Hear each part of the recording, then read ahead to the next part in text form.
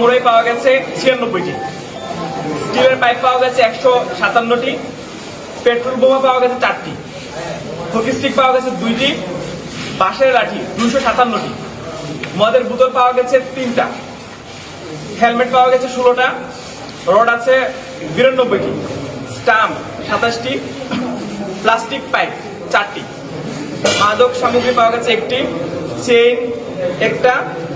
Condom 4টা box, সিগারেটের packet সহ ব্যাগ পাওয়া গেছে 1টা। এটা